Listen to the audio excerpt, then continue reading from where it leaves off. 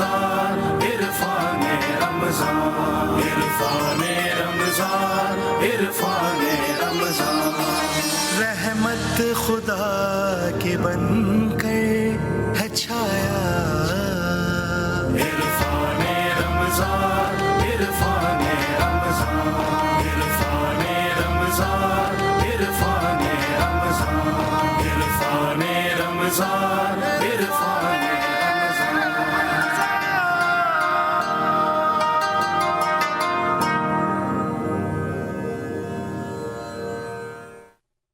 تمام حمد و اللہ کے لیے جس کی مدح تک بولنے والوں کی رسائی نہیں، جس کی نعمتوں کو گننے والے گن نہیں سکتے، نہ کوشش کرنے والے اس کا حق ادا کر سکتے ہیں۔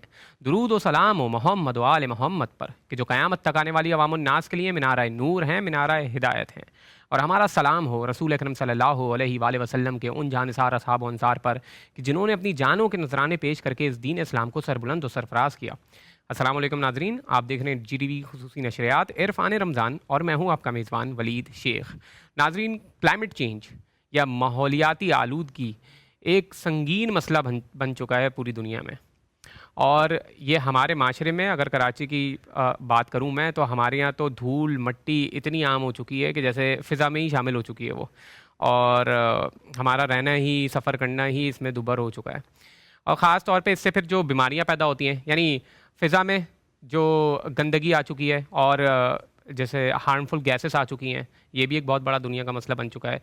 پانی جو پینے کا صاف پانی ہے وہ بھی ناپید ہو چکا ہے، اور اس کے ساتھ ساتھ جو دریا ہیں وہ بھی گندگی سے، ویسٹ سے فل ہو چکے ہیں، اور یہ پوری دنیا میں تو ایک سنگین مسئلہ بن چکا ہے۔ مگر پاکستان جیسے ملک میں جہاں پر ابھی ہمارا مسئلہ کیا ہے، ہمارا ابھی سب سے بڑا مسئلہ کرپشن ہے اور انسیکیورٹی ہے۔ ہم تو کلائمیٹ چینج کے حوالے سے اگر سڑک پہ کھڑے ہو کے سرچ بھی کرا رہے ہوں گے، کلائمیٹ چینج کے بارے میں پڑھ بھی رہے ہوں گے، تو ہمیں یہ فکر رہتی ہے کہ ہمارا موبائل کہیں چوری نہ ہو جائے۔ تو ہمارے تو مسئلے ابھی وہیں پر ہیں، مگر دنیا کا مسئلہ کلائمیٹ چینج بن چکا ہے، ماحولیاتی آلودگی بن چکا ہے، صفائی ستھرائی ہو چکا ہے۔ اور ہم اپنی تعلیمات اسلام کے اوپر نظر ڈالیں تو ہمارا تو وہ مذہب ہے کہ جو کہتا ہے کہ پاکیزگی نصف ایمان ہے، مگر اس کے باوجود ہم گندگی میں اتنے آگے ہیں، دھول مٹی ہمارے شہروں کی بالکل روٹین بن چکی ہے۔ علماء دین ہمارے ساتھ موجود ہیں تمام مکاتب فکر سے، جو اپنے اپنے مکاتب میں ایک مقام رکھتے ہیں، ایک حیثیت رکھتے ہیں۔ ان سے بات کرنے کی کوشش کریں گے، جاننے کی کوشش کریں گے کہ کیا قرآن و سنت واقعی میں کچھ امفسائز کرتی ہے، کچھ ہمیں تاکید کرتی ہے صفائی اور انوائرمنٹل پروٹیکشن کے حوالے سے۔ سب سے پہلے میرے دائیں جانب موجود ہیں ملک کے معروف عالم دین، کسی بھی تعارف کے محتاج نہیں ہیں، آپ زہرا اکیڈمی کے چیئرمین بھی ہیں، آپ اسٹیٹ بینک آف پاکستان کے شریعہ ایڈوائزر بھی ہیں، جناب علامہ شبیر حسن میسمی صاحب۔ السلام علیکم۔ السلام علیکم۔ اور میرے بائیں جانب موجود ہیں ملک کے نامور اسلامک اسکالر، اور آپ مرکزی جمعیت اہل حدیث پاکستان کے نائب ناظم بھی ہیں، حلم رکھتے ہیں، بردباری رکھتے ہیں، علم و عمل کا حسین امتزاج رکھتے ہیں، جناب ابو انشاء ڈاکٹر قاری خلیل الرحمان جاوید صاحب۔ السلام علیکم۔ وعلیکم السلام ورحمۃ اللہ۔ اور آپ کے ساتھ تشریف فرما ہیں ملک کے نامور اسلامک اسکالر، آپ کی گفتگو دلوں کو سکون دیتی ہے، فکر روشنی بانٹتی ہے آپ کی، جناب جامعہ اسلامیہ کلفٹن کے آپ ناظم اعلیٰ ہیں، مفتی ابو بکر محی الدین صاحب۔ السلام علیکم۔ وعلیکم السلام ورحمۃ اللہ۔ علامہ صاحب، آپ ہی سے گفتگو کا آغاز کروں گا، خاص طور پہ جیسے قرآن و حدیث میں ہمیں کیا کوئی تاکید ملتی ہے انوائرمنٹل پروٹیکشن کے حوالے سے، صفائی ستھرائی کے حوالے سے، کلائمیٹ چینج کا خیال، کلائمیٹ کا رکھنے کے حوالے سے؟ بسم اللہ الرحمن الرحیم۔ چلیں، اچھا ہے، ایک روزمرہ کے ضروری ٹاپک کی طرف آپ نے توجہ کی، اس لیے کہ میرے کراچی کو تو تباہ و برباد کیا ہے بہت سی چیزوں نے۔ اس میں سے جیسے میں نے آپ کو تھوڑی دیر پہلے مثال دی ہے کہ اگر جس کو ہم سابقہ بندر روڈ اور آج کل ایم اے جناح روڈ کہتے ہیں، قائد اعظم رحمۃ اللہ علیہ کے مزار سے لے کر ٹاور تک جائیں، بعض ذمہ دار انوائرمنٹ کے اسپیشلسٹ نے یہ کہا ہے کہ اگر کھلی گاڑی میں جائیں سانس لیتے لیتے ٹریفک کے عروج کے وقت، تو آپ نے 30 سے 33 سگریٹیں پی ہیں، اس کا اثر آپ کے لنگس پہ جاتا ہے۔ اب آپ سوچیں جو بیچارے روز ان بسوں میں جاتے ہیں آتے ہیں، اور بسوں کا حال آپ کو پتہ ہے۔ جب دین اسلام کی طرف ہم آتے ہیں تو اللہ سبحانہ وتعالیٰ نے قرآن مجید میں مختلف جگہوں پر فرمایا وَسَخَّرَ لَكُم مَا فِي السَّمَاوَاتِ وَمَا فِي الْأَرْضِ، تمہارے لیے تسخیر کی طاقت رکھی گئی، جو کچھ بھی آسمان میں اور زمین میں، جتنا چاہو اس سے استفادہ کرو، کلوا واشربوا ولا تسرفوا، کھاؤ پیو اسراف مت کرو۔ یا مبذرین کو کہا یہ اخوان الشیاطین بھی ہیں۔ تو قرآن مجید نے تو ہمیں کلیات دے دی ہیں کہ یہ اب تمہاری چیز ہے، چاہو تو اس سے اچھا فائدہ اٹھاؤ، چاہے تو اس کو برباد کرو۔ انسان نے زمین و آسمان کو برباد کرنے میں کوئی کمی نہیں چھوڑی ہے۔ آپ اندازہ لگائیں کہ روز کے کتنے لاکھ ہوائی جہاز ہوا میں اڑ رہے ہیں، اس کی جو ایمیشن ہے وہ کہاں تک جا رہی ہے، اور یہ ایمیشنز ہمیں کہاں لے جاتی ہے۔ یہاں پر میں آپ کے سامنے امیر المومنین علی بن ابی طالب علیہ السلام کے قول پیش کرتا ہوں۔ فرماتے ہیں اتقوا اللہ فی عبادہ و بلادہ، اپنے حاکموں کو جس کو گورنروں کو بھیجتے تھے یا عمال کو بھیجتے تھے تو فرماتے تھے اتقوا اللہ فی عبادہ و بلادہ، اللہ کی پرواہ کرو، اللہ سے ڈرو کا بھی معنی آتا ہے، اس کے بندوں کے بارے میں بھی اور اس کے شہروں کے بارے میں بھی۔ فَإِنَّكُمْ مَسْئُولُونَ، تم سے سوال کیا جائے گا، you are responsible for that. حَتَّى عَنِ الْبِقَاعِ وَالْبَهَائِمِ، یہ نہیں کہ اچھی خاصی خوبصورت زمین ہے، تم نے اس کو کاٹا پیٹا اور کہا یہاں بلڈنگیں بنا دو، مری جائیں نا آپ کو پتہ چلے گا۔ اینٹوں کا ایک انبار لگا ہوا ہے، وہ مری جو میں لارنس کالج مری میں ہوتا تھا 1975 76 77 میں، کیا سرسبز و شاداب ہوتا تھا۔ پھر چند سالوں بعد میں جب گیا ہوں تو میں تو حیران تھا کہ یہ وہی مری ہے جہاں پر ہم پڑھتے تھے اور جہاں کی ہوا اتنی صاف تھی، اب جا کے دیکھ لیجیے۔ حتیٰ عن البقاع والبہائم، جو زمین ہے، جو ایریاز ہیں، اس کے بارے میں سوال کیا جائے گا اور حیوانوں کے بارے میں سوال کیا جائے گا۔ اطیعوا اللہ، اللہ کی اطاعت کرو اور ان کا خیال رکھو، یہ اطاعت الہی ہے، صرف نماز ہی اطاعت الہی نہیں ہے، صرف جھوٹ چھوڑنا ہی اطاعت الہی نہیں، ولا تعصوہ، اور دیکھو اللہ کی اطاعت کو تم مت چھوڑنا۔ تو یہ ہمارے پاس مثال کے طور پر ہے، یا دوسری جگہوں پر آتا ہے، میں نے نوٹ کیے ہوئے ہیں، عرض کرتا ہوں کہ درختوں کو لگاؤ، حضور اکرم صلی اللہ علیہ وآلہ وسلم نے فرمایا درخت لگاؤ۔ وہاں پر ایک اور چیز بھی ملتی ہے، درخت بھی لگاؤ اور پانی بھی جاری کرو۔ امیر المومنین علی بن ابی طالب علیہ السلام فرماتے ہیں کہ جب دیہات کے لوگ حضور اکرم کے پاس تشریف لاتے تھے تو حضور اکرم جہاں اور نصیحتیں فرماتے تھے وہاں پر فرماتے دیکھو درخت لگاؤ اور پانی جاری کرو، اور ایک بار اور یاد رکھو کہ جب پانی جاری کرو تو کسی کو پانی سے مت روکو، اسی کہ اللہ تعالیٰ کی نعمت ہر انسان، ہر مخلوق سے ہے جو اسے استفادہ کر سکتی ہے۔ پھر آیا ہے اس وقت تک درخت مت کاٹو جب تک کوئی دوسرا درخت، مجبوری ہے، کوئی ضرورت ہے، جب تک کوئی دوسرا درخت نہ لگاؤ۔ تو ابتدا میں اس بات کی طرف توجہ دلاؤں گا کہ لوگ گاؤں سے شہر کی طرف، دیہاتوں سے شہر کی طرف آئے، ضروریات بڑھیں، باقی شہر اپنی جگہ پر ہیں، کراچی کے اطراف میں رہنے والوں کا حال دیکھ لیں، نہ صفائی ہے، نہ پانی ہے، نہ کوئی اور کیا کہتے ہیں میڈیکل فیسلٹیز ہیں، لیکن آئے ہوئے ہیں، مجبور ہیں، رہ رہے ہیں، اور اس کی ساری ذمہ داری حکومت پر جاتی ہے کہ اسے اس بات کا خیال رکھنا چاہیے کہ سبزہ جو ہے وہ اپنی جگہ پر باقی رہے۔ پھر ہم آتے ہیں انٹرنیشنلی، جو لوگ کاربن ڈائی آکسائڈ کے مسئلے پر اتنے حساس ہیں اور اس وقت کاربن ایمیشن اور گرین گیسز کے بارے میں حساس ہیں، وہ خود یہی تباہی لا رہے ہیں۔ انڈسٹریز سے جو چیزیں نکل رہی ہیں، ایک اچھی بات یاد آئی، اللہ کرے کہ میری اس بات کا کوئی اثر ہو، بہت سے انڈسٹریلسٹ محبت کے پیغام بھیجتے ہیں، آتے ہیں، بیٹھتے ہیں۔ ایک مرتبہ ایک بڑے خوشی سے مجھے کہہ رہا تھا کہ میرے تو جو نکلتا ہے انڈسٹری کا، اس پہ تو بڑا چلان ہونے والا تھا، انڈسٹریل ویسٹ، جائیں کورنگی میں جو گند ہمارے دریا میں جا رہا ہے، خدا شاہد ہے کیا جاوت۔ میں نے کہا پھر کیا کیا؟ میں نے انسپیکٹر کو، میں نے کہا وہ انسپیکٹر تو راضی کر لیا، قیامت میں جو پانی خراب کیا، جو مچھلیاں، جو وہاں کی ساری انوائرمنٹ کو تباہ کیا، اس کا کیا ہوگا؟ میں نے کہا تو میں نے سوچا ہی نہیں تھا۔ میں نے کہا اب سوچو، جواب دو۔ میں تمام انڈسٹریلسٹ کو کہتا ہوں اس پروفٹ کے پیچھے مت جاؤ جو قیامت میں تمہارے، اس لیے کہ جو ویسٹ تمہارے اس سے نکلا ہے، اس سے جو سبزی اگی ہے، اس سے کینسر ہو رہا ہے۔ ذمہ داری سے بات کر رہا ہوں۔ جو رنگ نکل رہا ہے اور پانی میں جا رہا ہے، مچھلیاں وہ پانی ہمتے اندر لے رہی، اس سے مشکلات پیدا ہو رہی ہیں۔ اس لیے خدا را جو انوائرمنٹ کے ذمہ داران ہیں، ministry, I don't know what, ان کو سمجھنا چاہیے کہ پیسہ تو چند دنوں میں نکل جائے گا، لیکن فَمَن يَعْمَلْ مِثْقَالَ ذَرَّةٍ خَيْرًا يَرَهُ وَمَن يَعْمَلْ مِثْقَالَ ذَرَّةٍ شَرًّا يَرَهُ۔ خوب، بہت خوب۔ قاری صاحب ابھی ہم کراچی میں ہی رہتے ہیں، آپ بھی میں تو کبھی ایک دن میں نے جو ہے نا موت کے کنویں میں گاڑی چلائی ہے، وہ ایسے کہ لیاقت آباد میں، یعنی یہ ہر مارکیٹ کا ویسے روٹین کی بات ہے کہ وہ دکاندار جو ہے نا کچرا صاف کرتے ہوئے جب کچرا صاف کرا، اچھا دکان سے جو چند فیٹ دور بالکل روڈ کے بیچ میں، یعنی وہ اپنی گلی کے بیچ میں جو ہے نا کچرے کو رکھیں گے، وہاں پہ سمیٹیں گے اور وہیں پہ آگ لگا دیں گے. نہ لیفٹ پہ جگہ نہ رائٹ پہ جگہ، پتلی گلی، اور میں اس آگ جل رہی ہے. اچھا وہ 1 بجے دکانیں کھلتی ہیں، ویسے تو ایک یہ بھی مسئلہ ہے، آگ جل رہی ہے، میں اس میں سے گاڑی چلاتے ہوئے لے کے آ رہا ہوں، کوئی بات چارہ تو نہیں اس تھا. میں بھی ہونی چاہیے کہ برکت کا ٹائم کون سا ہے. ہاں ایک تو وہ 1 بجے دکان کھول رہا ہے، 1 بجے وہ صفائی کر رہا ہے، اور پھر میں یہ کرتب دکھاتا ہوا جا رہا ہوں. یہ کیا ہے؟ یہ عوام کی بھی تو یہی حالت ہے. جزاک اللہ. میں لیاقت آباد کا گلہ نہیں کر سکتا اس لیے کہ میرا سسرال ہے. پھر تو آپ کو زیادہ گلا کرنا چاہیے تھے کہ آپ کے سسرال میں خرابیاں پیدا کی جا رہی ہیں. نہیں، میں تو تعریفوں کے پل باندھ سکتا ہوں، گلہ نہیں کر سکتا.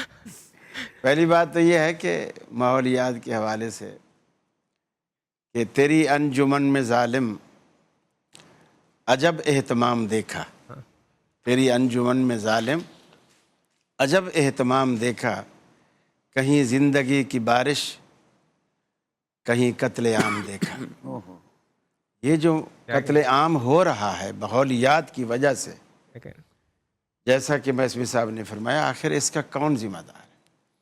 اسلام نے اتنی خوبصورت اس حوالے سے اہتمام کیا کہ ان چیزوں میں صدقہ اور ثواب کا ایلیمنٹ ایسا رکھ دیا تاکہ لوگوں کو اس کی ترغیب ہو. اب ایک فرمایا کہ راستے میں آپ کسی مسافر کو سایہ دینے کے لیے ایک درخت لگاتے ہیں تو وہ آپ کے لیے صدقہ جاریہ ہے. صرف یہ نہیں کہ وہی مسافر جب تک درخت رہے گا وہ آپ کے لیے صدقہ جاریہ ہے، جب تک وہ دنیا کو سایہ دیتا رہے گا. آپ پھلدار درخت لگاتے ہیں، اس میں سے کوئی راہ چلتا کوئی پھل توڑ کے کھا لیتا ہے، وہ آپ کے لیے صدقہ ہے. آپ فصل اگاتے ہیں، اس میں سے کوئی چڑیاں چرند پرند وہ کوئی دانہ دن کا اپنا چن کے لے جاتی ہیں، فرمایا وہ آپ کے لیے صدقہ جاری ہے. پھر اللہ کے رسول صلی اللہ علیہ وسلم نے یہاں تک فرمایا کہ اگر آپ راہ چلتے ہوئے راستے کے اندر کوئی تکلیف دہ چیز دیکھتے ہیں اور اسے ہٹا دیتے ہیں، اس پر بھی اللہ تعالیٰ آپ کو 10 نیکیاں دیتا ہے، 10 گناہ معاف کرتا ہے اور 10 درجے بلند کرتا ہے. یہ دنیا کا کوئی مذہب ایسا نہیں جو آپ کو ان چیزوں پر آخرت کے بھی اجر رکھے. یعنی دنیا میں تو ہے انسانیت جو ہے، لیکن اللہ تعالیٰ نے آخرت کے بھی اس کے اندر فوائد رکھے. کیوں؟ کہ ان چیزوں سے آپ دوسرے کو تکلیف سے بچا رہے ہیں. جی اسلام کو یہ چیز اتنی پسند ہے کہ بندہ خود پر دوسرے کو ترجیح دے، اس کی تکلیف کو اپنی تکلیف سمجھے اور اسے تکلیف سے بچائے. اور یہ چیز اللہ رب العالمین کو بہت ہی محبوب اور بہت ہی پسند ہے. جیسا کہ صحابہ کرام کے بارے میں خود قرآن کہتے ہیں الذین یؤثرون علی انفسہم ولو کان بہم خصاصہ، خود بھوکے ہوتے لیکن اپنی بھوک اور پیاس پر دوسرے کی بھوک اور پیاس کو ترجیح دیتے.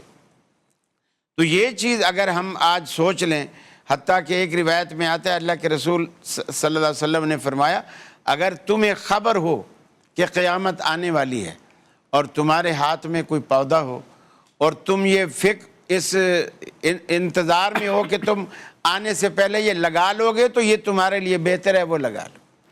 اور ویسے بھی دیکھا جائے تو ہمارے بڑے محترم ولی صاحب، ہمارے بڑے جو لگا کے گئے اس کا پھل ہم نے کھایا، اور آج ہم جو لگائیں گے اس کا پھل ہمارے آنے والے نسلیں ہیں وہ کھائیں گی. ہارون رشید ایک دفعہ جا رہے تھے تو راستے میں ایک مالی باغ لگا رہا تھا. تو بادشاہوں کی یہ اس زمانے میں عادت ہوتی تھی کہ ایک وزیر خزانہ بھی ساتھ ہوتا تھا، ساتھ میں اشرفیاں بھی ہوتی تھیں. اور تو ہم جیسے اب ہمارے میں ماشاءاللہ میسمی صاحب وزیر خزانہ اسٹیٹ بینک کے مالک ہیں، بابا کیا کہہ سکتے. تو وہ ساتھ ہوتے. تو بادشاہ نے مالی سے پوچھا، وہ بہت بوڑھا تھا، اس کو کہا کہ تو اتنا بوڑھا ہے، اب تو باغ لگا رہا ہے، یہ پتہ نہیں کب باغ جوان ہوگا، کب پھل لائے گا، تو اس وقت تک پتہ نہیں بچے گا یا نہیں بچے گا. اس نے کہا ہمارے بڑوں نے باغ لگایا تھا، وہ ہم نے کھایا، اب ہم لگائیں گے، ہمارے بعد والے کھائیں گے. ہارون رشید نے کہا واہ کیا خوب کہا. वज़ीर से कहा कि इसको 10 अशरफियाँ दे दो, उसने दे दी। माली ने कहा हज़रत देखिए लोग जो बाग लगाते हैं वो कम से कम साल 2 साल 4 साल बाद फल लाते हैं, और मैंने अभी बाग लगाया और मेरा बाग फल ले आया। उसने कहा वाह क्या बात है, इसको और 10 अशरफियाँ दे दो। उसने कहा बादशाह सलामत, देखो दुनिया के जितने बाग हैं साल में 1 दफ़ा फल लाते हैं, मेरा बाग एक ही साल में 2 दफ़ा फल लाया। उसने कहा इसको 10 अशरफियाँ दो और फटाफट यहाँ से निकल। तो इस्लाम जो है ना, असल सच्ची बात यह है कि इन चीज़ों को पसंद करता है, महबूब रखता है। चाहे खजूरें लगाए, चाहे दरख्त लगाए, ये चीज़ें जैसे मैसमी साहब फरमा रहे थे, कार्बन डाइऑक्साइड को ये दिन भर हमारे लिए ऑक्सीजन छोड़ते हैं और वो जहरीली गैसों को ये लेते हैं। और ये जो गाड़ियाँ और ये चीज़ें जो हमारे लिए पोल्यूशन का बायस बन रही हैं, गले के अमराज और नाक के अमराज और इसी तरह सांस के अमराज, सीने के अमराज जो पैदा हो रहे हैं, यही इनकी वजूहात है। अब हम लोगों से कहें चलो सिगरेट ना पी, लेकिन वो सफ़र करने पर मजबूर है, वो गाड़ियों का धुआं पीने पर, सूंघने पर, गैर इरादी तौर पर वो मजबूर है कि वो ऐसा करे। इसलिए जितनी भी सफाई और सुथराई, और इस्लाम की दूसरी बड़ी खूबी ये है कि इसने सफाई के लिए कोई दिन मुकर्रर नहीं किया, बल्कि सफाई को ईमान का जुज़ करार दिया। नाज़रीन एक छोटा सा ब्रेक लेंगे, बहुत खूबसूरत गुफ्तगू हो रही है, ब्रेक के बाद हाजिर होते हैं।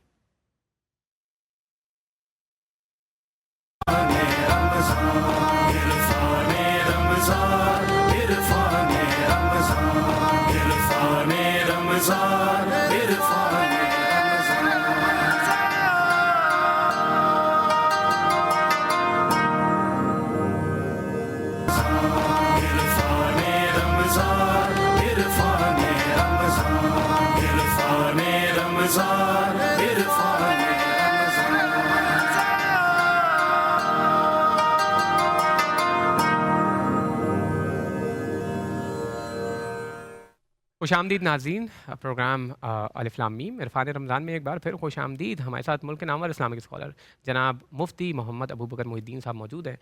मुफ्ती साहब, इस्लामी नुक्ता नज़र से माहौल को गंदा करना, गंदगी फैलाना, ये कैसा अमल है? बिस्मिल्लाहिर्रहमानिर्रहीम। मेरे दोनों बुज़ुर्गान ने बहुत उम्दा गुफ्तगू फरमाई है इस मामले में।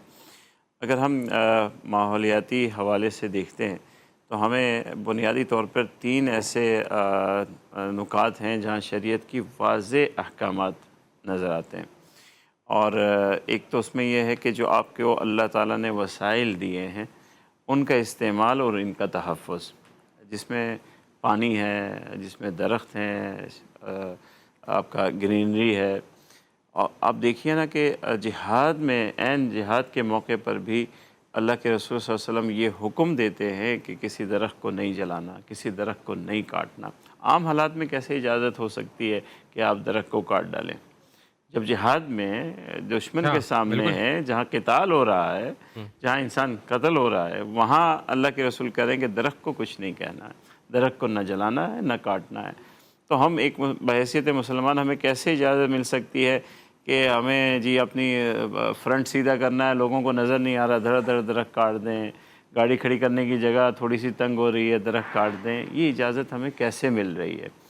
तो इन चीज़ों को हमें समझना चाहिए। और पानी है, पानी आज हमारा माशरा बेतहाशा इस्तेमाल कर रहा है। अल्लाह के रसूल सल्लल्लाहु अलैहि वसल्लम वज़ू फरमाते हैं तो एक उलमा बैठे एक गिलास पानी से वज़ू फरमाते हैं, वो सुन्नत है।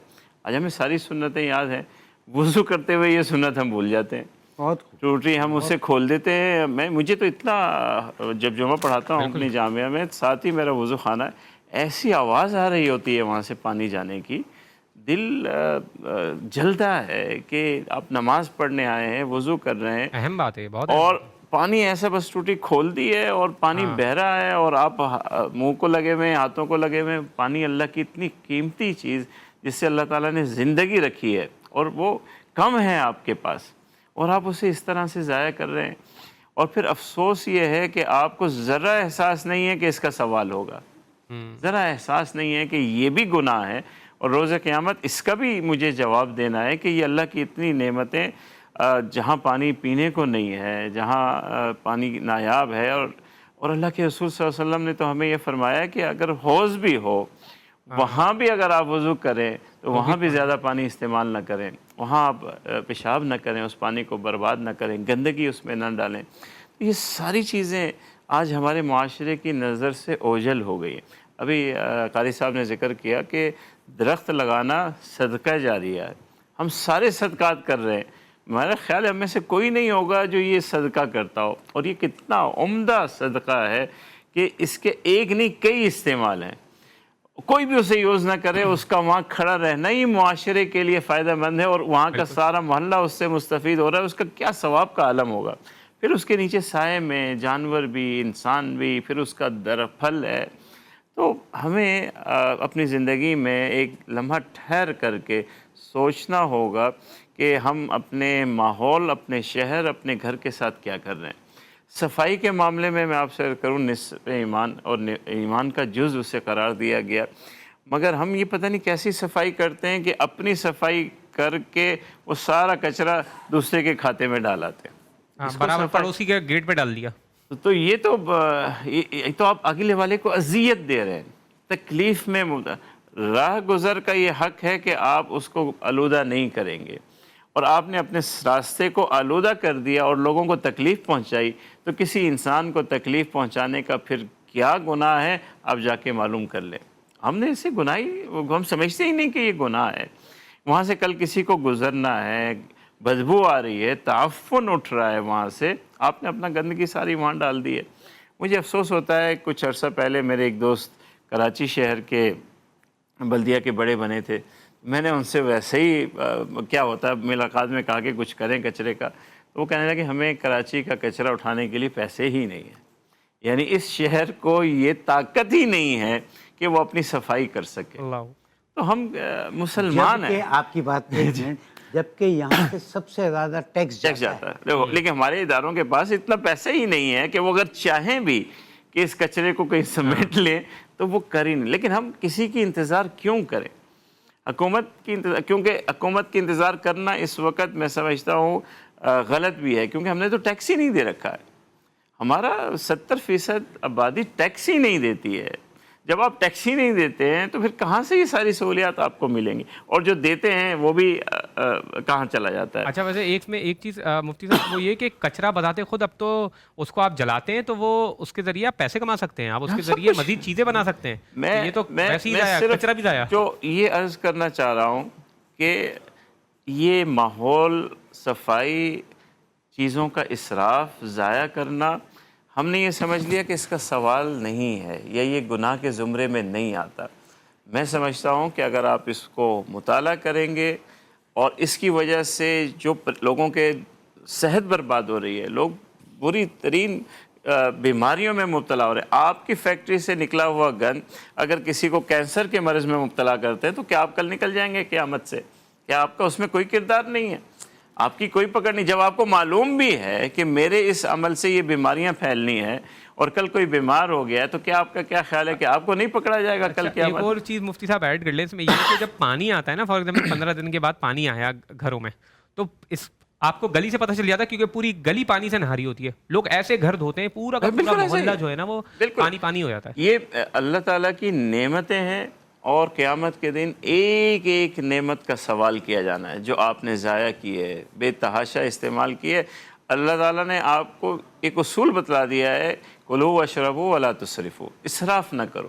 اگر آپ اسراف کر کے ان اللہ تعالیٰ کی نعمتوں کو ضائع کرتے ہیں، اللہ نے فرمایا کہ یہ شیطان کا بھائی ہے، پھر شیطان کے ساتھ ہی کھڑا ہوگا، اور پھر شیطان جہاں جس طریقے اور جس انداز سے کھڑا ہوگا آپ کو بھی وہاں کھڑا کر دیا گیا، تو آپ کیسے نکلیں گے، کیسے آگے جائیں گے؟ مفتی صاحب کی بات میں ایک اشارہ کرتا ہے، چلو بہت خوبصورت گفتگو کی دونوں حضرات نے۔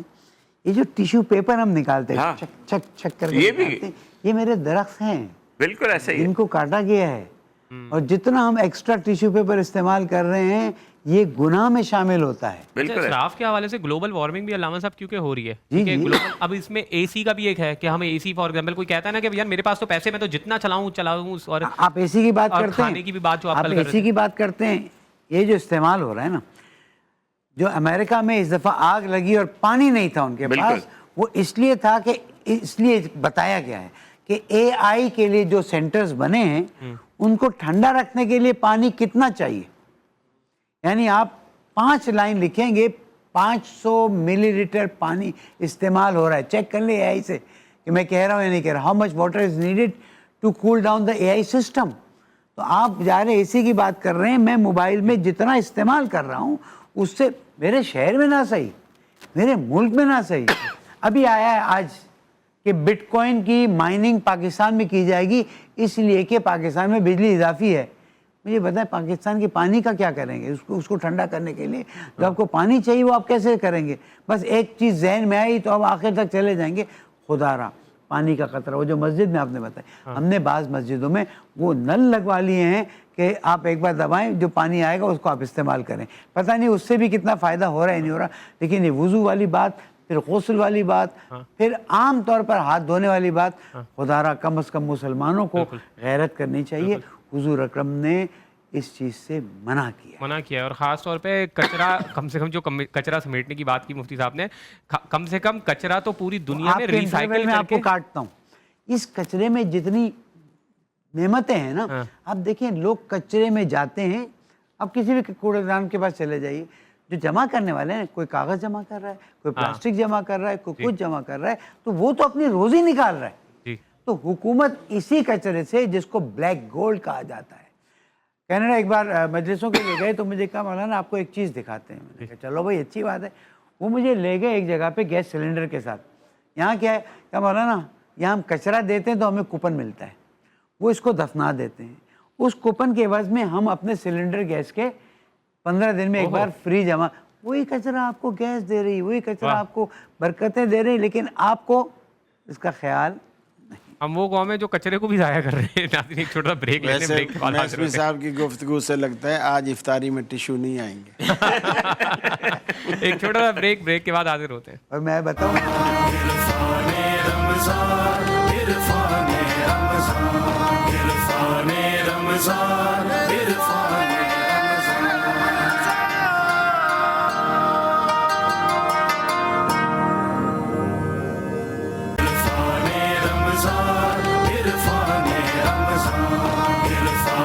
رمضان, عرفان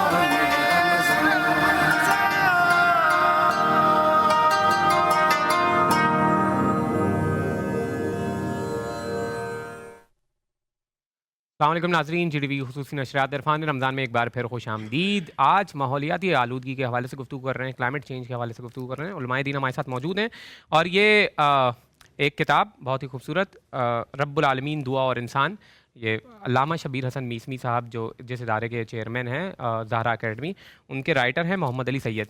تو یہ علامہ صاحب کی طرف سے تمام علماء کے لیے گفٹ ہے. شکریہ. میسمی صاحب کا بھی اور میسمی صاحب کے ادارے کا بھی بہت شکریہ. جی واٹس ایپ کے سوالات کی طرف بڑھتے ہیں. بسم اللہ الرحمن الرحیم. میں اسلام آباد سے سید ابرار گیلانی بات کر رہا ہوں. تمام علماء کرام کو میری طرف سے السلام علیکم. میرا مفتی حنیف قریشی صاحب سے سوال یہ ہے کہ ہمارے علاقے آزاد کشمیر اور جو یہ KPK کے علاقے ہیں, وہاں پر ایک چیز ہے کہ شادیوں بیاہوں میں نیندرے کا جو نظام ہے, اس کے متعلق شرعی کیا حیثیت ہے؟ یہ جو نیندرا ایک دوسرے کو دیا جاتا ہے, اگر مثال کے طور پر میں نے کسی کو 500 دیا ہے تو وہ مجھے 1000 دے گا, کیا یہ جائز ہے شرعی؟ اس کی کیا حیثیت ہے؟ قاری صاحب, پہلی بات تو یہ ہے قریشی صاحب یہاں نہیں ہیں, یہ سوال آپ کو پنڈی میں جا کے کرنا چاہیے, یہاں ابھی وہ نہیں ہے. دوسری بات یہ ہے کہ یہ بعض برادریوں میں یہ رواج چلتا ہے, دولہا کو سلامی کے نام سے باقاعدہ شادی ہال میں گیٹ میں ٹیبل کرسی لگا کے اس یعنی شادی والوں کا کوئی بڑا بیٹھا ہوتا ہے, اس کے ہاتھ میں رجسٹر ہوتا ہے, اور اس نے وہ سارے نام لکھے ہوئے ہوتے ہیں کہ جن جن کو اس نے بلایا ہے وہ نام بھی لکھے ہوتے ہیں, اور ان کی شادیوں میں انہوں نے کتنا دیا تھا یہ بھی لکھا ہوتا ہے. تو یہ در حقیقت نیوندرا اصل جو ابتدا کہیں ہوئی تھی وہ ہیلپ کے طور پر ہوئی تھی کہ چلو غریب آدمی ہے, تھوڑا اس کا خرچہ ہو گیا کہ تھوڑی اس کی ہیلپ ہو جائے. لیکن اب یہ قرضہ ہو گیا, اور قرضہ بھی زبردستی کا. میں نام نہیں لے رہا, لیکن نہیں بھائی وہ آپ کی شادی پہ ہم نے دیے تھے تو اب تو آپ کو دینا ہی پڑے گا. اللہ اکبر. پھر اس میں یہ بھی ایک طریقہ کار ہے کہ مثلا مجھے کسی نے 500 دیے تھے, ابھی میں جا کر کے 500 دے دوں تو اس کا مطلب یہ ہوگا کہ میں نے آئندہ کے لیے اس سلسلے کو ختم کر دیا. اچھا, کیونکہ وہ جو اس نے دیے تھے میں نے وہ لوٹا دیے, اس پر بڑھا کے دینا پڑے گا. ہاں, یعنی دہلی والوں میں رواج ہے جیسے 500 کے اوپر 600 روپے 600 کرنے پڑیں گے, تو اس کا مطلب یہ ہوگا کہ یہ جاری ہے سلسلہ, ہم آگے جاری رکھنا چاہتے ہیں. یہ غیر شرعی اور غیر ایسی چیزیں ہیں. ہاں اگر تعاون ہو اور اس کو رجسٹر میں نہ لکھا جائے تو اس سے خوبصورت کوئی بات ہی کوئی نہیں. اور اگر زبردستی کا قرضہ ہے وہ کہاں سے چکاتا پھرے گا؟ اس وقت تو اکٹھے آپ نے دے دیے, اس نے ادھر ادھر خرچہ کر دیا, بعد میں آپ کو چکاتے پھرے گا کہاں سے؟ ہمارے خوجوں کی رسم بھی سن لیں, جو کچھ آتا ہے اس کو رجسٹر میں لکھا جاتا ہے. اچھا, خاندانی رجسٹر میں ہوتا ہے, اس نے اتنا دیا تھا تو جواب میں کچھ تو آپ کو یہ صحیح ہے شریعت کی لحاظ سے. اب یہ تحفہ ہے, اچھا یہ آیا ہے اس کو لکھ رہا ہوں. اچھا اچھا ٹھیک ہے, کیلکولیشن نہیں ہے کہ مجھے بھی اتنا دینا ہے, اس نے بھی آیا ہے وہ لکھ رہا ہوں, دینے والا نہیں لکھوا رہا ہے. اچھا, مجھے جو شادی میں بیٹے بیٹی کے انویلپ آئے ہیں میں لکھ لیتے, ہم لوگ لکھ لیتے ہیں فیملی میں کہ بھی کل کو جب ہم جائیں تو اندازہ رہے کہ یعنی یہاں تو اصل میں اتنا زبردستی ہو گیا ہے. مثال کے طور پر اب آپ شادی میں نہیں گئے, اتفاق سے تکلیف تھی نہیں جا سکے, اس کا بلاوا آیا تھا, تو آپ کو اگلے دن فون آئے گا بھی شادی میں تو نہیں آئے, پیسے تو بھجواؤ. پڑھتے ہیں لائف کی. اللہ اکبر, کیا کیا رسومات پاکستان میں رائج ہو گئی ہیں. ایک لائیو کالر موجود ہیں. السلام علیکم. وعلیکم السلام. جی کون صاحب کہاں سے بات کر رہے ہیں؟ جی میں مصطفیٰ بات کر رہا ہوں ضلع نوشہرہ فیروز سے. جی سر فرمائیے گا, کیا سوال ہے؟ جی سوال میرا یہ ہے کہ نماز جنازہ کے وقت جب نماز جنازہ کچھ دن پہلے یہاں بات ہو رہی تھی کہ نماز جنازہ جو ہے وہ دعا ہے, تو نماز جنازہ ختم ہو جانے کے بعد یہاں پر یعنی کہ میت کی چارپائی پر بیٹھ کر اسی جگہ پر دعا مانگی جاتی ہے, پھر اس کے بعد میت کی چارپائی کو اٹھا کر 20 پتہ نہیں 15 قدم اٹھا کر آگے رکھا جاتا ہے, پھر رکھا جاتا ہے. آیا اس کا سنت حدیث سے یعنی کوئی ثبوت ملتا ہے یا یہ ہر علاقے کی کوئی رسم و رواج ہے؟ ٹھیک ہے مفتی ابو بکر صاحب. تک میں سمجھاؤں کوئی رسم و رواج ہے کہ ہر 15 قدم بعد رکھ کے پھر دعا کر رہے ہیں پھر دعا کر رہے ہیں, ایسی کوئی روایت نہیں ہے. ایسا کرنا یہاں پر میں فقہ جعفریہ کے حساب سے بتاؤں آپ کیا ہے کہ جب جنازہ اٹھا لیا قبر سے کچھ فاصلے پر 3 مرتبہ رکھا جاتا ہے, پھر اٹھایا جاتا ہے, پھر قبر کے پاس لے جا کے رکھا جاتا ہے. یہ ہمارے ہاں باقاعدہ حکم شرعی ہے. اچھا, اس میں دعا کی جاتی ہے؟ نہیں دعا بھی کیا ہے. اچھا ٹھیک ہے, ایک اور لائیو کالر موجود ہیں. السلام علیکم. رکھا کیوں جاتا ہے؟ واٹس ایپ کے سوالات کی طرف بڑھتے ہیں, بسم اللہ. انٹرول میں بتا. میرا سوال علماء کرام سے یہ ہے, کیا رمضان المبارک کے مہینے میں جو بندہ فوت ہو جائے اس سے حساب و کتاب ہوتا ہے کہ نہیں ہوتا؟ رمضان میں فوت ہو جائے, علامہ صاحب آپ بتا دیں, میں نے بہت کچھ بس رمضان مبارک میں کوئی مرے, بعد میں مرے, کبھی مرے, حساب کتاب ہونا ہے. اب اللہ سبحانہ و تعالیٰ اپنی رحمت سے اس پر کوئی کمی کر دے, اپنی جگہ پر ہے. جیسے ہے کہ شب جمعہ اور جمعہ کو اگر کوئی انتقال کرتا ہے تو اس کا قبر کا حساب نہیں ہوتا, ورنہ اصل حساب کتاب تو اپنی جگہ پر ہے, صراط ہے, سب چیز اپنی جگہ پر. ایک اور لائیو کالر موجود ہیں, پڑھتے ہیں سوال کی طرف. السلام علیکم. وعلیکم السلام. جی میں علی بات کر رہا ہوں اٹلی سے. جی علی صاحب فرمائیے گا, کیا سوال ہے آپ کا؟ سر میں نے یہ پوچھنا تھا, جیسے فطرانہ جو ہم دیتے ہیں عید سے پہلے, تو وہ میں اب اٹالین حساب سے دوں گا یا میرے گھر والے پاکستانی حساب سے دے سکتے ہیں؟ ٹھیک ہے قاری صاحب. کم از کم آپ تو اٹالین حساب سے ہی دیں, باقی گھر والے جہاں ہیں وہ اپنا سوچ لیں گے. آپ تو اپنا اٹالین حساب سے, جہاں کی نعمتیں آپ کھاتے ہیں تو پھر وہاں کے غریبوں کو بھی تو آپ وہی کھلائیں نا. یہ تو نہیں ہے کہ پاکستانی 2 نمبر آٹا آپ وہاں بھجوائیں گے, وہیں جو 1 نمبر آپ کھا رہے ہیں ان کو بھی وہی کھلائیں. اس طرح کے معاملات میں فقراء کا رعایت کرنی چاہیے. اگر اللہ نے آپ کو دیا ہے جو چیز ان کے لیے بہتر ہے اس کا حساب کر لیا جائے. لائیو پر موجود ہیں. السلام علیکم. وعلیکم السلام. جی کون صاحب کہاں سے بات کر رہے ہیں؟ سر میں عابد بات کر رہا ہوں ضلع بہاولپور سے. جی سر فرمائیے گا, کیا سوال ہے آپ کا؟ سر میرا سوال یہ ہے کہ ہمارے مفتی کرام ماشاءاللہ یہ ہمارے اساتذہ ہیں, ان کے لیے ہماری جان بھی قربان ہے. آپ صلی اللہ علیہ وسلم کے بعد تو صاف ظاہر ہے ان لوگوں نے یہ وزن اٹھایا ہوا ہے, لیکن آپ کے پروگرام میں سر دیکھتا ہوں کہ مفتی کرام یہ آپس میں بہت شور شرابہ کر رہے ہوتے ہیں. جب یہودی کافر ہمارے اوپر حملہ کریں گے تو یہ دیکھیں گے کہ یہ سنی ہے, دیوبند ہے, بریلوی ہے, وہ تو یہ دیکھیں گے کہ یہ مسلمان ہے. تو یہ ہمارے علماء کرام لڑ رہے ہوتے تو بہت عجیب لگتا ہے, آپس میں بحث کرے سر اس سلسلے میں. جی ٹھیک ہے. اصل میں دیکھیں جب بھی یہاں پر علماء دین, آپ سب سے اہم بات تو یہ ہے کہ تمام مکاتب فکر سے علماء دین یہاں پر بیٹھے ہوئے ہوتے ہیں اور علمی اور ایک بہت ہی اچھے حسن خوبی حسن سلوک کے ساتھ آپس میں علمی نکات شیئر کر رہے ہوتے ہیں. تو علم کے اندر اگر کہیں اختلاف ہو جائے تو اس سے قطعی یہ مطلب نہیں ہو کہ فرقہ واریت ہو رہی ہے. ٹھیک ہے, تو یہ تو بیسکلی حسن ہے کہ تمام مکاتب فکر تمام اختلافات کے باوجود ایک ساتھ بیٹھے ہوئے ہیں, ایک پلیٹ فارم کے اوپر بیٹھے ہوئے ہیں, آپ کے سوالات, آپ لوگ سوالات پوچھ رہے ہیں اور ان کے جوابات دے رہے ہیں اور کوئی یہاں پہ ایسا مسئلہ نہیں ہو رہا. اور تحفے بھی لے دے رہے ہیں. تو یہ تو بیسکلی ایک اچھا اقدام ہے. مفتی صاحب آپ اس حوالے سے اگر کوئی ایک دیکھیے, اگر ہمارے کسی دن کے کسی ایسے بظاہر اگر تکلیف بھی ہوئی ہے تو ظاہر سی بات ہے لوگ ہم سے توقع رکھتے ہیں تو ہم ان سے معذرت خواہ ہیں. انسان ہیں, غلطیاں ہم سے بھی ہو جاتی ہیں, لیکن یہ ہے کہ ہم جب یہاں ہیں تو بڑی دوستانہ ماحول میں اور بڑی محبت سے کئی دنوں سے آ رہے ہیں اور کئی سالوں سے آ رہے ہیں. ایسا کوئی مسئلہ نہیں. خوب نہیں, ایک اور میں بات کروں گا یہاں پر. جی مطلب ایک کال لے رہا ہوں. 9 کالر کو روکیں, اچھا بات کٹ جائے گی. 30 دنوں میں ایک مرتبہ 2 منٹ کے لیے ہوا تو ان کو یاد آیا. ہاں, اور 30 دنوں میں 29 دن اور مثلاً 3-4 پروگرام اتنی خوبصورت سے, تو اس کی کوئی تعریف نہیں کر رہی.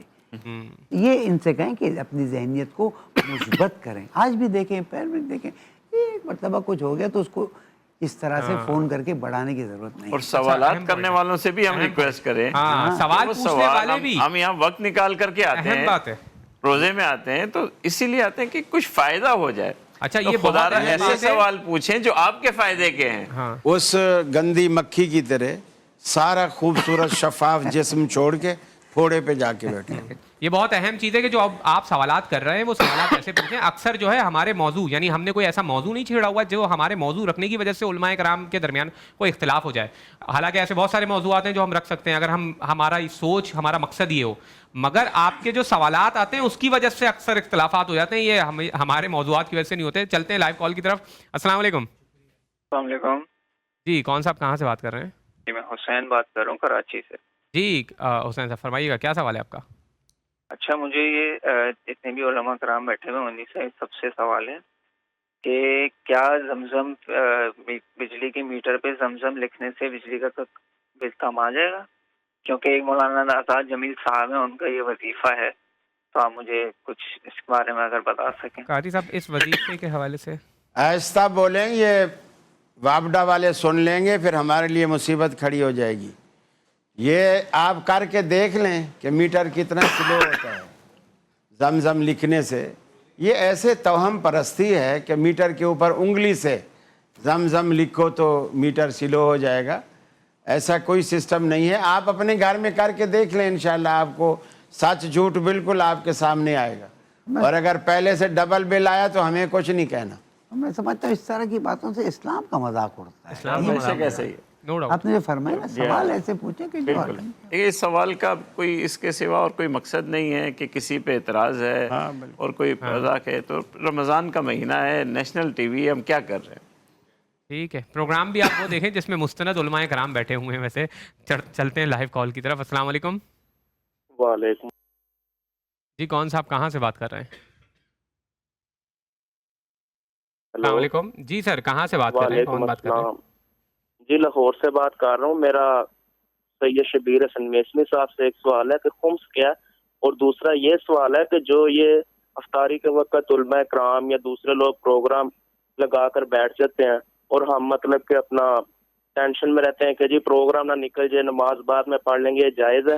اور دوسرا قاری صاحب سے یہ کہنا تھا کہ جو آپ نے کل کہا تھا نا, وہ انہوں نے اپنا دیوبندی عالم دین صاحب نے کہ جی اپنا یہ جو ہے اپنا کیا کہتے ہیں, آپ جب صابن لینے جاتے ہیں اس پہ لڑکی بنی ہوتی ہے, تو ہم تو پیسے صابن کے دے رہے, وہ ہمیں دے رہا ہے. یوٹیوب پیسے دیتا ہے اپنا چینل مونیٹائز کروا کے ایڈز کے کسی طرح کے بھی. تو یہ جائز ہے کہ نہیں, یہ سوال تھا سر. ٹھیک قاری ہے صاحب سے سوال تو انہوں نے جواب ہی نہیں دیا. ٹھیک ہے ٹھیک ہے. علامہ صاحب سب سے پہلے خمس کے حوالے سے سوال پوچھا. ایک چھوٹا سا بریک لے لیتے ہیں, بریک کے بعد علامہ صاحب سے سنتے ہیں پھر.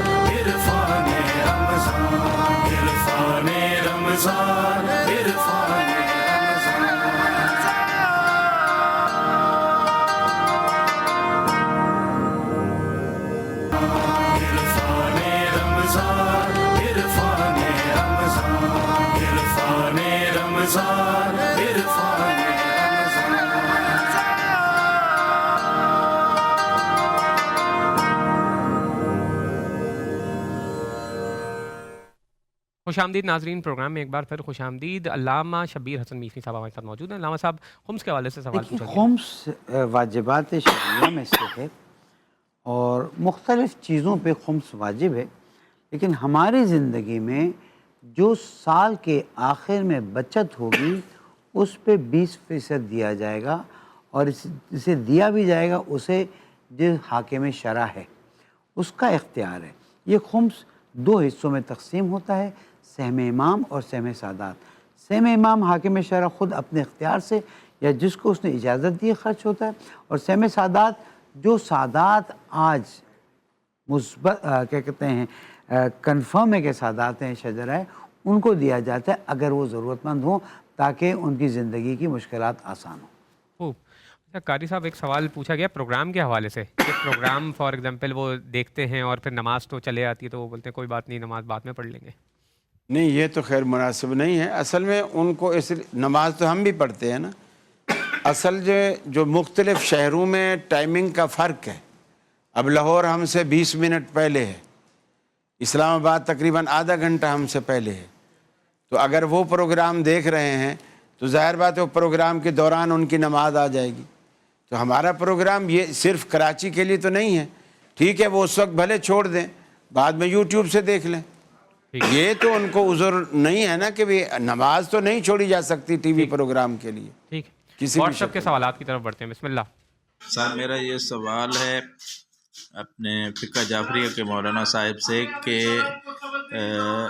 سر دوران روزہ اگر نقصیر جاری ہو جائے, شروع ہو جائے, ناک سے خون آنا شروع ہو جائے تو اس سے کیا روزہ باطل ہو جائے گا یا قائم رہے گا؟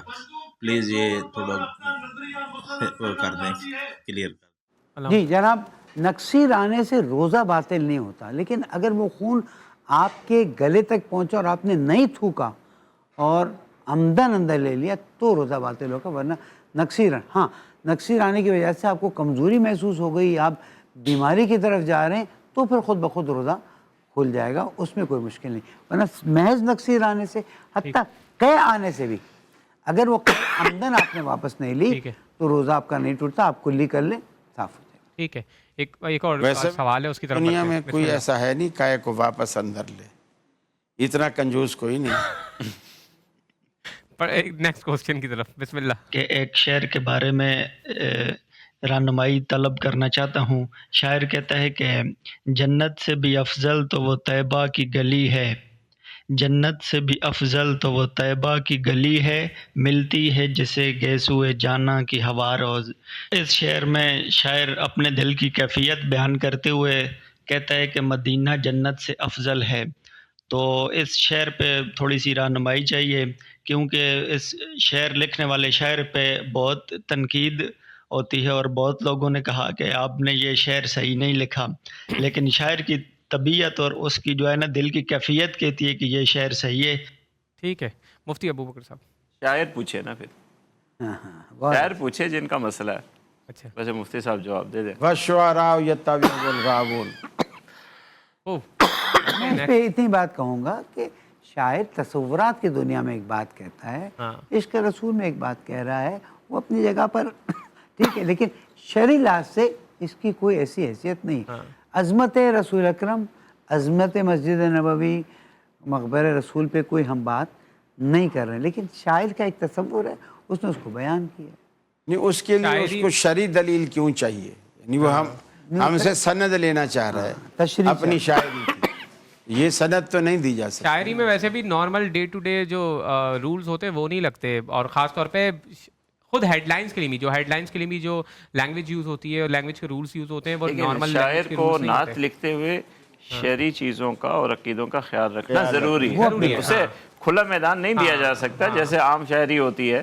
یہاں کھلا میدان نہیں, بڑے آداب کا اور بڑے خیال رکھنا چاہیے. میٹافورس بہت زیادہ استعمال ہوتے ہیں, تمثیل بہت زیادہ استعمال ہوتی ہے, جس کی وجہ سے لوگ شاید نہیں سمجھ رہے ہیں, ورنہ ادروائز بس مبالغہ کیا جا رہا ہوتا ہے چیزوں میں. واٹس ایپ کے سوالات کی طرف بڑھتے ہیں. بسم اللہ.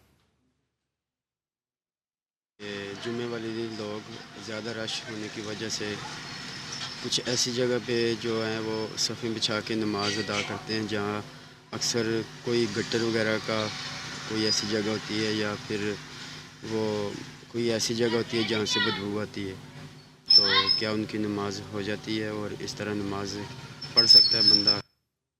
ٹھیک ہے علامہ صاحب, کئی بدبو والی جگہ, کوئی ایسی جگہ کے لیے نماز کے لیے تو ہے کہ ایسی جگہ پہ نماز پڑھو جہاں پر تمہاری روحانیت میں اضافہ ہو جائے, پاک صاف جگہ پہ پڑھیں. اللہ تعالیٰ کی زمین ہے, اتنی بڑی زمین ہے, وہاں جا کے نماز پڑھیں. اور نماز میں کہ خوشبو لگا کر پڑھیں, چاہے بس ایک ایسی جگہ پہ پڑھیں جہاں پر مجبوری کا کوئی, ٹرین میں جا رہے ہیں کوئی جگہ مل نہیں رہی, آپ وہاں پر پڑھ رہے ہیں, اس میں ایک الگ مسئلہ آ جائے گا. ٹھیک ہے, پاک ہونی چاہیے جگہ, پاک ہونی چاہیے شرائط میں سے. ٹھیک ہے, نیکسٹ کال کی طرف بڑھتے ہیں. بسم اللہ. کہ روزے کی حالت میں اگر منہ سے خون آ جائے یا الٹی ہو جائے تو اس حالت میں روزہ باقی رہتا ہے کہ نہیں رہتا ہے؟ اور دوسرا سوال میرا یہ ہے کہ ہر نماز کے لیے استنجا کرنا ضروری ہے کہ نہیں؟ قاری صاحب. اگر تو ہر نماز سے پہلے ہی پیشاب وغیرہ کرتا ہے پھر تو استنجا ضروری ہے, اور اگر صرف وضو ٹوٹا ہے تو پھر صرف وضو ضروری ہے, استنجا ضروری نہیں. استنجا الگ چیز ہے, وضو الگ چیز ہے. ہر نماز کے لیے وضو اگر اس کا ٹوٹا ہوا ہے تو ہر نماز کے لیے وضو الگ سے کرے گا, استنجے کی ضرورت نہیں. استنجا جب کرے گا جب بول و براز سے فارغ ہوگا, پھر اس کے لیے استنجا لازم ہے. ٹھیک ہے. رہا دوسرا سوال کہ خون آنے سے یا الٹی آنے سے, ایک ہوتا ہے آنا اور ایک ہوتا ہے صبح سحری زیادہ کھا لی دبا کے, 2-3 بندوں کا کھانا خود ہی کھا گیا کہ جیسے زندگی کی یہ آخری سحری تھی. اب پھر وہ طبیعت پریشان ہے, اب مسواک منہ میں ڈال کے انگلیاں ڈال کے طبیعت بحال کرنے کے لیے کایا کر رہا ہے, تو ایسی صورت میں روزہ ٹوٹ جائے گا. اگر ویسے کسی تکلیف کی وجہ سے اس کو الٹی ہو گئی ہے اور پھر اس نے کلی کر لی ہے اس کے بعد, تو کوئی حرج نہیں, وہ روزہ باقی. ٹھیک ہے, ایک چھوٹا سا بریک لیتے ہیں, بریک کے بعد لوٹتے ہیں.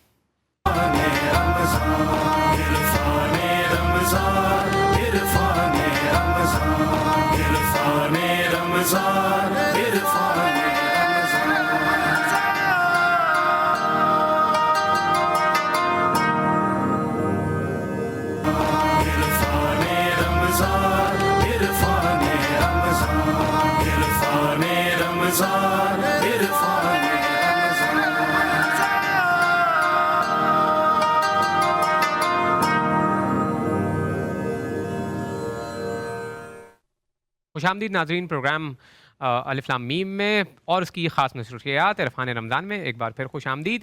چلتے ہیں لائیو کالز کی طرف. السلام علیکم. السلام علیکم. وعلیکم السلام. جی کون صاحب کہاں سے بات کر رہے ہیں؟ میں علی بول رہا ہوں ملتان سے.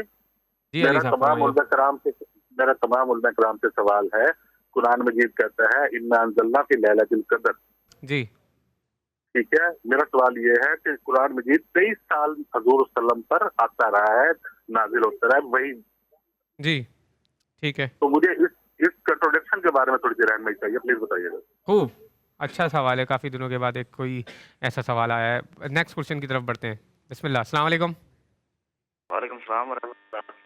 جی کون صاحب کہاں سے بات کر رہے ہیں؟ سر شہاب الدین مزاری رجان سے بات کر رہا ہوں. میرا سوال یہ ہے کہ ہومیوپیتھک جو میڈیسن ہے ان کے اوپر لکھا ہوتا ہے کہ اس میں 90% الکوہل ہے, وہ دوائی لینا جائز ہے یا نہیں؟ الکوہل یہ کہ آمین جو ہم کہتے ہیں نماز میں سورہ فاتحہ میں, یہ زور سے کہنا چاہیے یا دل میں کہنا چاہیے؟ کچھ لوگ زور سے کہتے ہیں بلند آواز سے اور کچھ دل میں پڑھتے ہیں, تو دونوں طرف سے دلائل اگر ہیں تو وہ بھی ارشاد فرما دیں.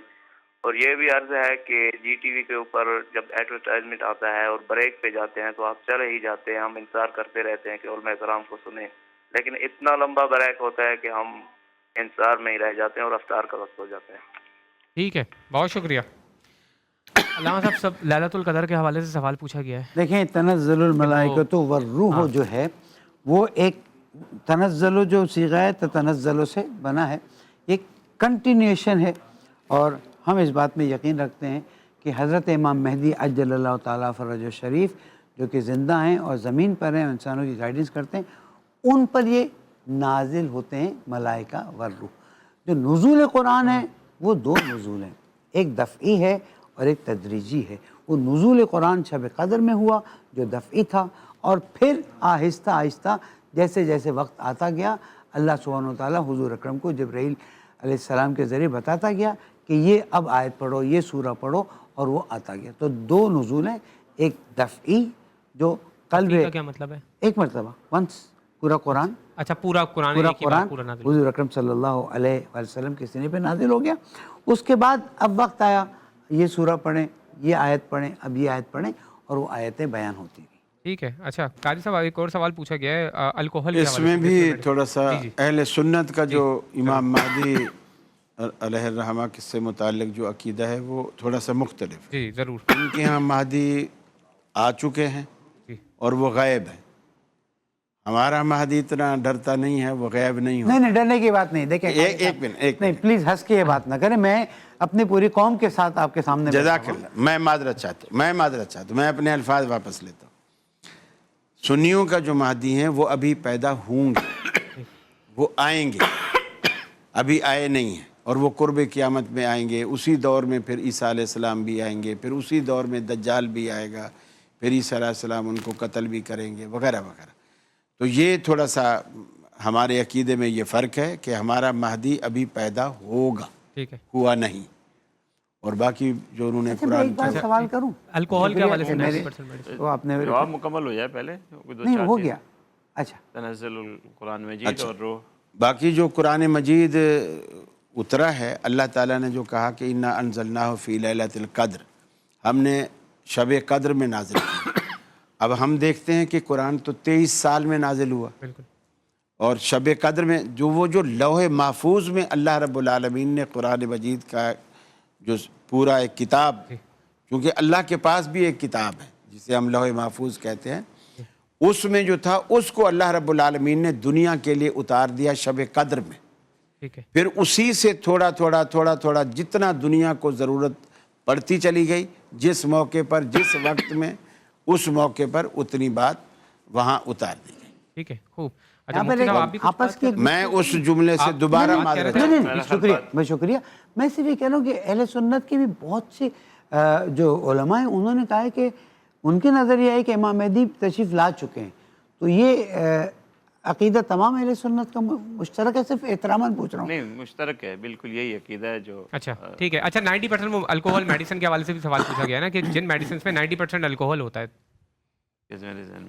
असल में ये जो असल होता है होम्योपैथी अद्वियात में ना, ये दवा को सेव रखने का उनके पास ज़रिया यही है। अच्छा।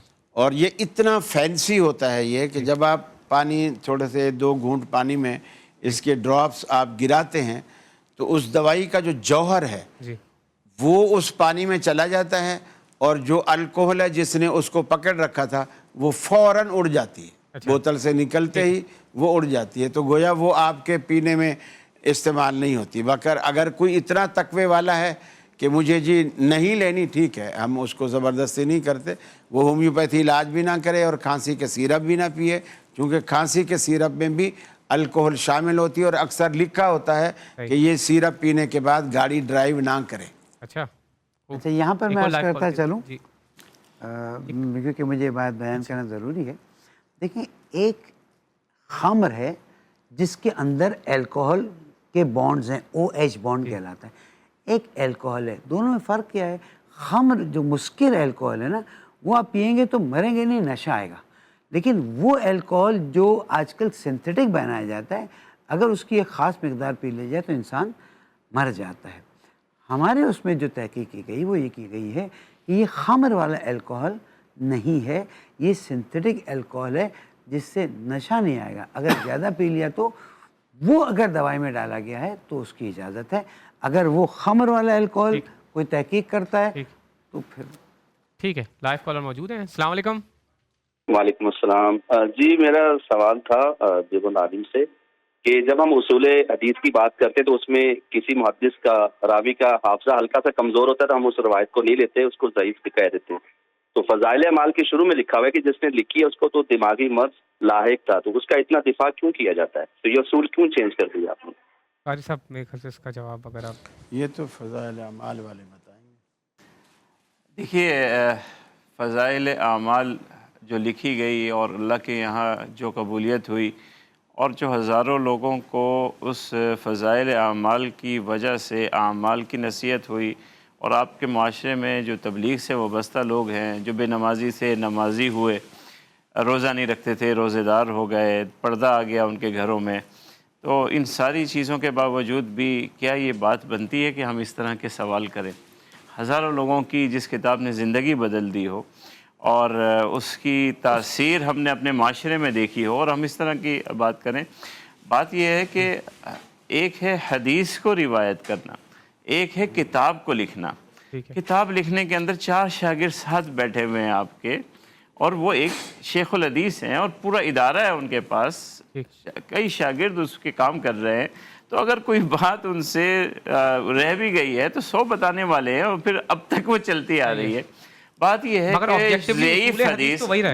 کہ ضعیف حدیث ہمارے یہاں احناف کے یہاں فضائل میں ان کو لیا جاتا ہے، کیونکہ ضعیف حدیث کا معنی یہ نہیں ہے کہ وہ خدا نخواستہ اس بات پہ یقینی ہماری تحقیق پہنچ گئی ہے کہ یہ حضور کی حدیث نہیں ہے، لیکن وہاں وہ یقینی طور پر ثابت نہیں ہے، اور نہ ہی وہ یقینی طور پہ ہم کہہ سکتے ہیں کہ وہ حضور کی حدیث نہیں ہے. تو لہٰذا اس سے ہم مسائل ثابت نہیں کرتے، فضائل میں اسے لے لیتے ہیں. ہاں جو فضائل میں نہیں لینے کے قائل وہ اسے نہ لیں. ٹھیک ہے. لائیو کالر موجود ہیں. السلام علیکم. وعلیکم السلام سر. جی سر فرمائیے. میں جو ریٹائر ہوں جی، وہ میرا پینشن پہ گزارا نہیں ہو رہا. جو میں ریٹائرمنٹ ملی ہے کیا نے بینک میں جمع کرائی ہے، نیشنل بینک میں 1 لاکھ روپے پہ 1000 روپیہ مل رہا ہے. کیا یہ حلال ہے ہمارے لیے؟ یہ شیعہ علماء سے پوچھیں یا نہیں؟ ٹھیک ہے. علامہ صاحب بھائی کیا ضروری ہے ادھر رکھوائیں، آپ اسلامک بینکنگ میں رکھوا دیں، کم از کم آپ کو وہ شک تو نہیں آئے گا. اور اگر وہاں اگر سود کا اللہ نہ کرے کہیں شائبہ بھی کسی کی نظر میں آتا ہے تو یہاں تو سارا کا سارا آپ کے لیے مشکل ہے نا. تو اس لیے بہت آسان بات ہے. اور اب تو ساری بینکنگ جائے اسلامک بینکنگ کی طرف رہی ہے، تو آپ بسم اللہ کیجئے آج ماہ رمضان میں اور اپنے پیسوں کو اسلامک بینکنگ میں. اسلامک بینکنگ میں کوئی مسئلہ نہیں ہے. اس وقت اسلامک بینکنگ میں نہیں کہوں گا مسئلہ نہیں ہے، لیکن میں کہتا ہوں 70 to 80% اسلامک بینکنگ جو ہے شریعہ کمپلائنٹ ہے. جو باقی چیزیں ہیں اس کو بھی مینیج کر رہے ہیں، اور اس کو پریکٹس میں پرابلم آ رہی ہے، اصول میں پرابلم یا قوانین میں پرابلم نہیں. ٹھیک ہے. تو اگر کوئی پیسے رکھواتا ہے اور پیسے آتے ہیں مہینہ اس کے پاس یعنی فکس وہ فارم لا کے پڑھیں نا آپ، وہ جو کانٹریکٹ سائن ہوتا ہے وہ دیکھیں نا.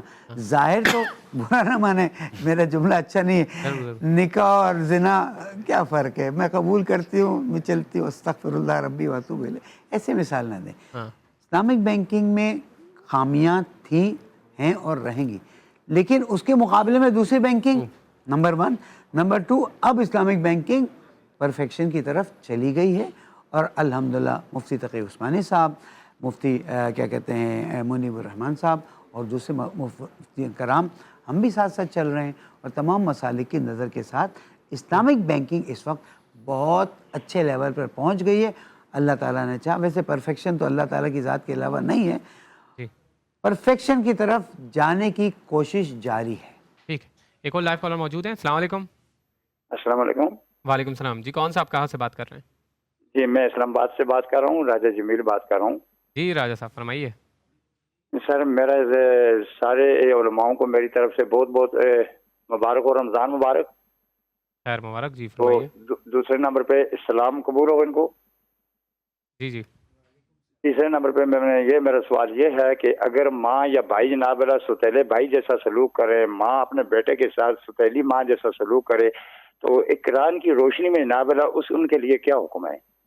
قاری صاحب پہلی بات یہ ہے ماں عموماً ایسا نہیں کرتی جس کا نام ماں ہے، اور یہ تقریباً ہم سے یوں سمجھو کہ فیصلہ لینا چاہ رہے ہیں، اور شرعی حکم یہ ہے جب تک فریقین کی بات نہ سنی جائے تو یک طرفہ بات سن کر ہم کچھ نہیں کہہ سکتے. بہت خوب.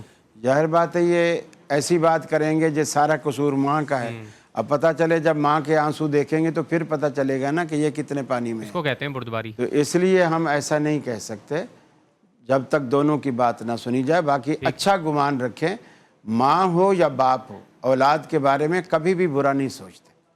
میں اس میں اتنا ایڈ کر دوں کہ اگر بالفرض ہم ان کی بات تسلیم بھی کر لیتے کہ ماں کا رویہ ان کے ساتھ اچھا نہیں ہے, پھر بھی انہیں ماں کے پاؤں دھو کے پینا چاہیے. پھر بھی انہیں اجازت نہیں ہے کہ یہ ماں کی نافرمانی کرے. ٹھیک. لائیو کالر موجود ہیں, ان کی طرف بڑھتے ہیں. السلام علیکم. جی وعلیکم السلام. جی کون سا آپ بات کر رہے ہیں, کہاں سے بات کر رہے ہیں؟ جی کون سا آپ کہاں سے بات کر رہے ہیں؟ پلیز ٹی وی بند کر دیں, ٹی وی بند کر دیں اور کال پہ توجہ دیں پلیز. ہلو. جی جی فرمائیے, آپ کا سوال کیا ہے؟ میں سوال کروں؟ جی جی سوال کریں آپ. قاری خلیل الرحمان صاحب السلام علیکم. وعلیکم السلام. جی فرمائیں.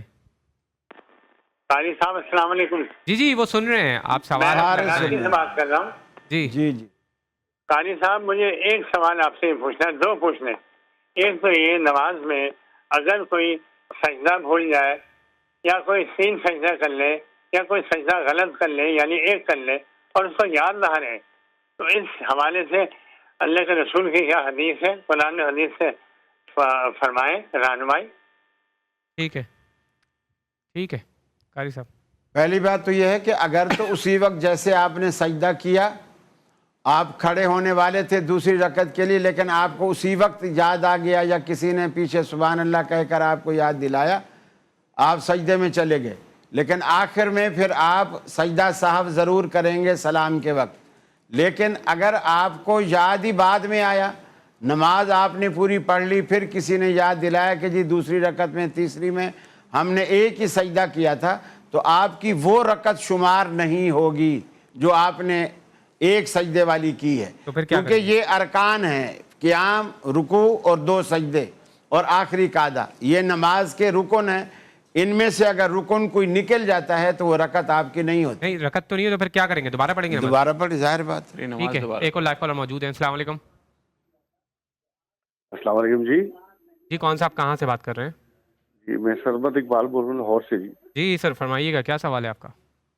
اچھا میں نے بتایا انہیں سوال, میں نے پوچھا کہ یہ جو اذان ہوتی ہے جی, تو اگر آپ ایک اذان سن لیں خاموشی سے ماشاءاللہ, تو کیا دوسری اذان سننا بھی آپ پر ہے واجب, یا مطلب آپ سمجھ رہے ہیں نا میری بات؟ سمجھ گیا. 10 اذانیں ہو رہی ہوتی ہیں ایک ہی محلے میں اور 5-5 منٹ کے فاصلے پہ ہو رہی تھیں. جی ایگزیکٹلی جی ایگزیکٹلی. ٹھیک ہے ٹھیک ہے, آپ کا سوال لیتے ہیں. ایک اور کالر موجود ہیں. السلام علیکم. علماء کو میرا سلام. وعلیکم السلام. ہیلو. جی جی وعلیکم السلام, فرمائیے گا. جی جی کیا سوال ہے آپ کا؟ آپ پلیز اپنا ٹی وی بند کر دیں اور کال پہ توجہ دیں. جی جی ٹی وی بند کر دیا میں نے. جی جی سوری. جی جی فرمائیں فرمائیں فرمائیں. سارے علماء کو میرا سلام ہے, اور اس کے بعد میں یہ کہنا چاہتا ہوں, مجھے آپ کی آواز کلیئر نہیں آ رہی سر, لائیو بہت آپ کی آواز مجھے بالکل ٹھیک آ رہی ہے, آپ سوال بتائیں اپنا. اچھا تو میں یہ پوچھنا چاہ رہا ہوں, ماشاءاللہ جتنے یہ عالم کر کے لوگ بیٹھے ہوئے ہیں الحمدللہ سارے مسلم, اور یہ تو ہمارے قرآن میں اللہ تعالیٰ فرماتے ہیں تفرقے میں نہیں پڑھو. ہلو ٹھیک ہے اللہ تعالیٰ. ہلو جی جی ٹھیک ہے آپ کا سوال سمجھ گیا ہوں. آپ کے سوالات کے جواب دلواتے ہیں, مگر ایک چھوٹا سا بریک لیتے ہیں ناظرین. بریک کے بعد دسترخوان پہ حاضر ہوتے ہیں.